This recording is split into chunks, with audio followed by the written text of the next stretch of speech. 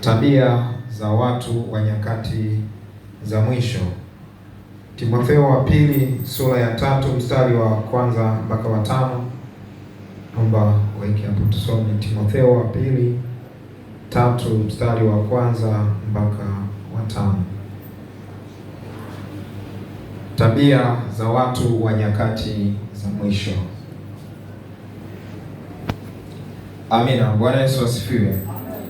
Nyakati tulizo nazo kama ilivyotabiriwa au kama ilivyosemwa na Yesu, tupo nyakati za mwisho na ni nyakati za hatari. Bwana Yesu asifiwe. Anasema hatimaye ndugu tu sio hapo. Timotheo wa pili 3:1-5. Amina. Lakini ufahamu neno hili ya kuwa siku za mwisho kutakuwako na nyakati za hatari. Bwana Yesu asifiwe. Kwa ni mtumishi wa Mungu Mtume Paulo akiwa anawafundisha, anawaelekeza, anawapa maelekezo huyu kijana ambaye alikuwa anaitwa Timotheo. Anamwambia, lakini mfahamu siku za mwisho kutakuwa na nyakati za hatari. Mstari wa pili, maana watu watakuwa wenye kujipenda wenyewe. Hizi ni tabia za watu wa nyakati za mwisho.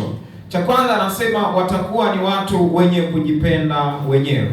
Cha pili, wenye kupenda fedha, wenye kujisifu, wenye kiburi, wenye kutukana, wasiotii wazazi wao, wasio na shukrani, wasio safi, wasiowapenda wakwao, wasiotaka kufanya suluhu, wasingiziaji, wasiojizuia.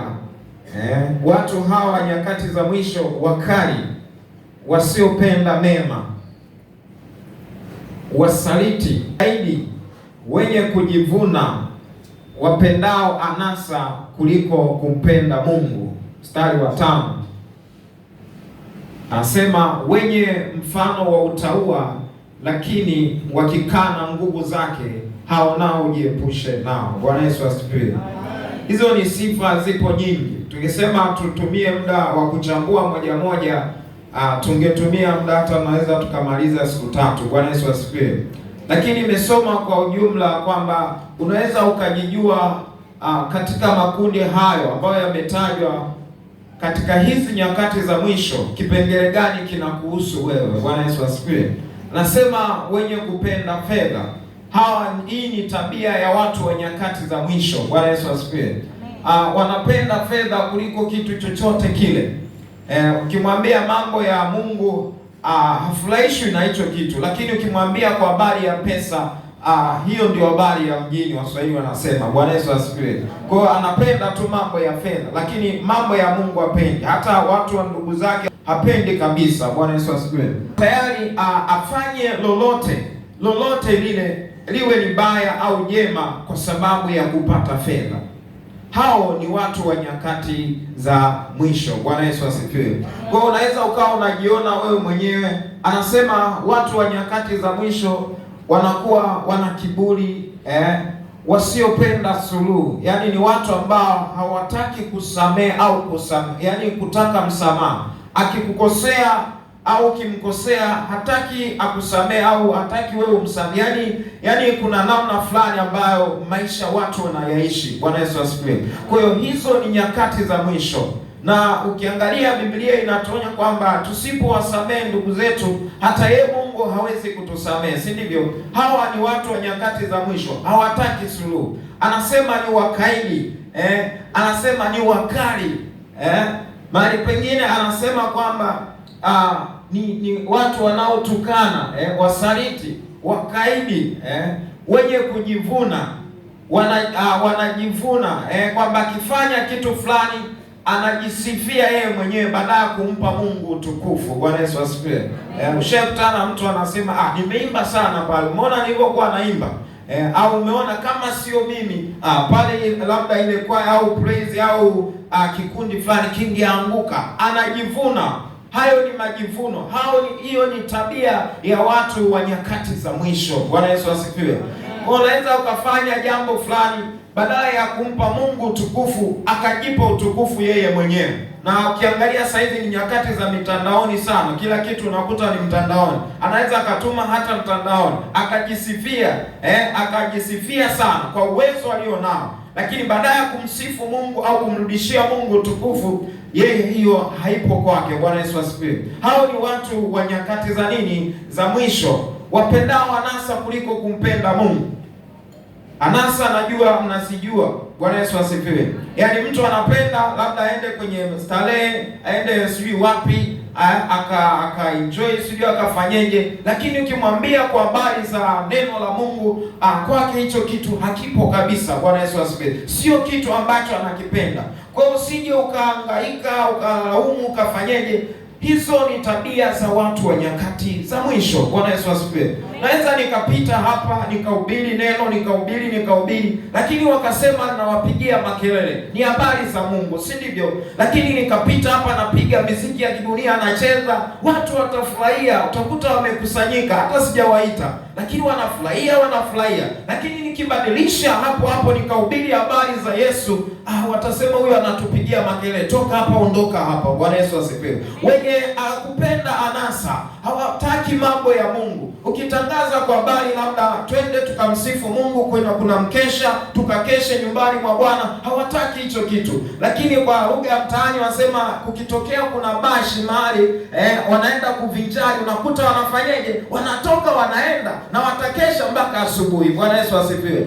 Hizo ni tabia za watu wa nyakati za mwisho. Anasema wasaliti, wenye kusaliti wenzao, wakaidi, wenye kujivuna, wapendao nasa kuliko kumpenda Mungu. Mstari mwingine anasema wasiowapenda wakwao.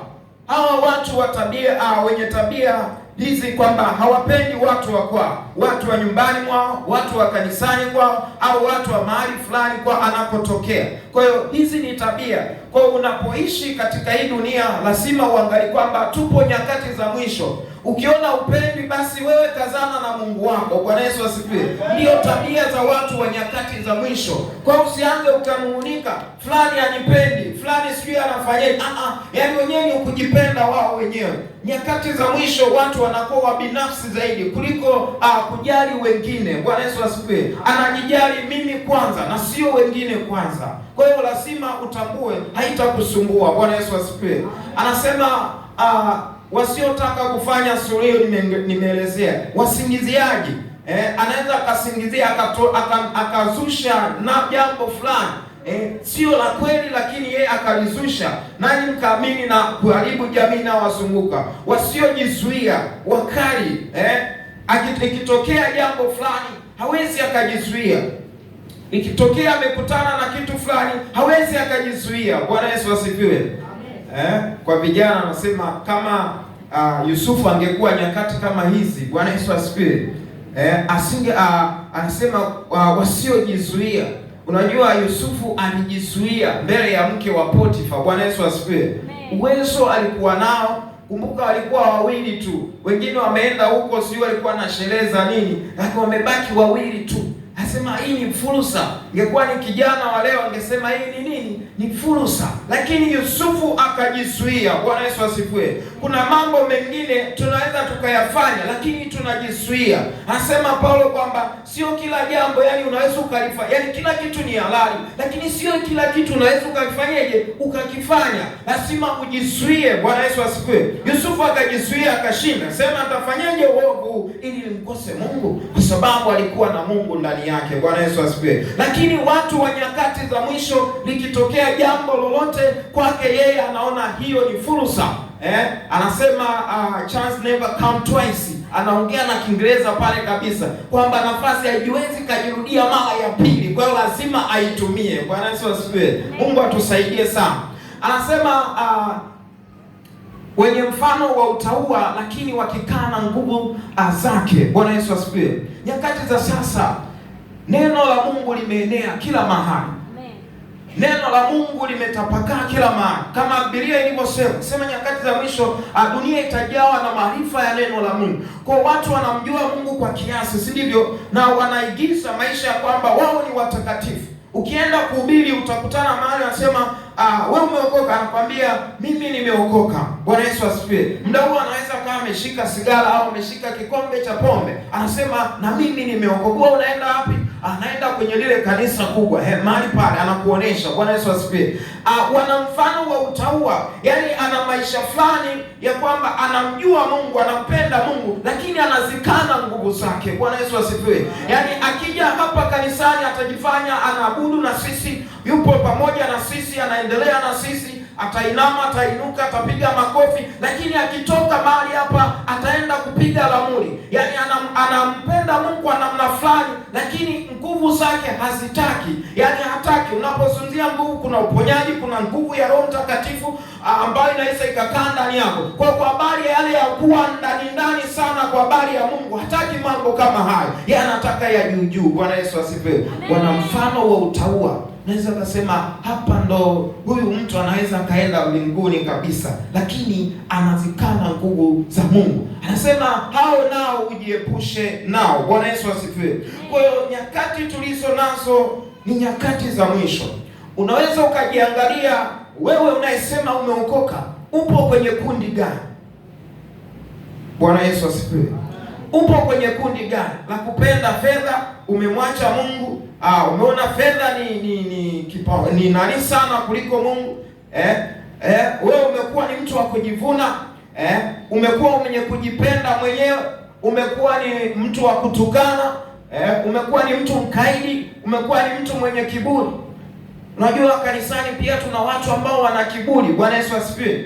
Hashauriki, haambiliki, yani yeye yupo kama yeye. Bwana Yesu asifiwe. Ndo hao watu nakuta wanakuja kuangukia mahali pabaya sana, kwa sababu hataki ushauri, hataki kusikia kitu chochote kile. Ukiwa ndani ya Kristo, lazima Roho Mtakatifu akae ndani yako ili akuvike matunda ya Roho Mtakatifu, na sio uendelee na zile tabia za mwili. Bwana Yesu asifiwe. Akija Roho Mtakatifu ndani yako, kama Wagalatia inavyosema 5:21 kwamba atakupa matunda ya Roho Mtakatifu. Kama ulikuwa na kiburi, kitatoka ndani yako. Lakini kama mtumishi ambaye umeokoka una kiburi ndani yako, wewe bado.